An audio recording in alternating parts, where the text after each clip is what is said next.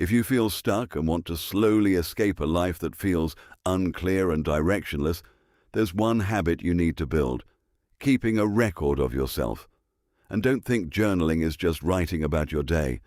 Done correctly, keeping a record is a way to look back at yourself, see where your time is going, understand what you're actually doing, and find the real problem. You can write it down, record your voice, or even make a video talking to yourself. The format doesn't matter. What matters is that you keep a record of what is actually happening, because people are incredibly good at forgetting what they actually did, then convincing themselves that they're doing great. But once you start recording everything, it becomes much harder to lie to yourself. You'll see where you procrastinated, where you wasted time, and which things looked productive but created no real results. Things that once felt vague start becoming clear when you write them down. And that's why you need to understand these 5 things about keeping a record of your life. Number 1, keeping a record creates a cycle of improvement. Every day, ask yourself 4 simple questions. What did I do today? What was the result? What problems did I face? And what will I do differently tomorrow? Take weight loss as an example. Many people say, "I want to lose weight," but never record what they actually eat. You say you want to learn a new skill, but you don't know how much time you actually spent learning today.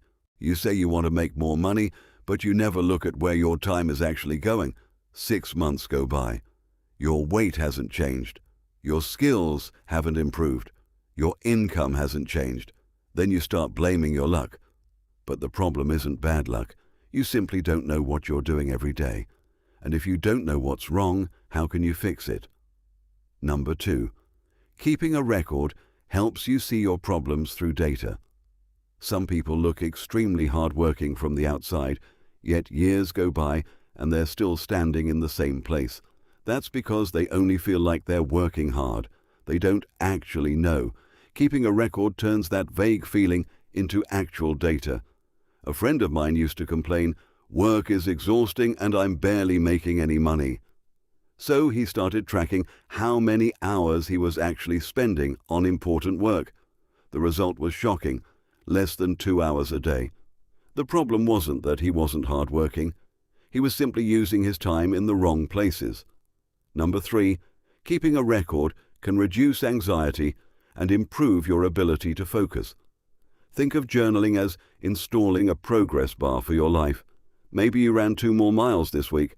Maybe something that used to take 3 hours now takes 1. Maybe today is day 20 of going to bed before 11 p.m. These numbers may look small, but when you look back you realize, I'm actually moving forward. And if you often lose focus while studying or working, record the thoughts and urges that appear in your mind instead of immediately acting on them. Writing those thoughts down creates a small distance between you and your emotions. You stop reacting automatically. Over time, you realize that not every thought that appears in your head needs to become an action. Number 4, keeping a record helps you discover your own formula for success. Many things look like luck from the outside, but if you record them long enough, you often discover a pattern behind the result.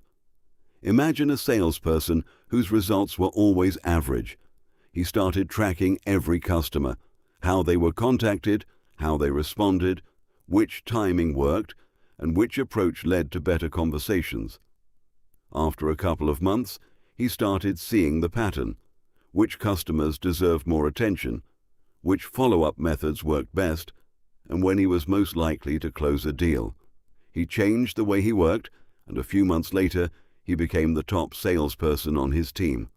He didn't suddenly become smarter. For the first time, he simply looked directly at reality. Number 5, the best way to keep a record is to make it as simple as possible. You don't need to write beautifully. You just need to be honest. Where did your time go today? What did you accomplish? What did you learn? Why were you distracted? Why did you feel bad? And you don't even have to write. You can record your voice or make a video. Video can even help you notice your speaking, tone, and facial expressions, which can improve the way you communicate. And if, after some time, You discover that you're actually moving backward, that's okay. At least now you know what the problem is. People who change their lives aren't necessarily the smartest people. They're often the people who understand themselves the best.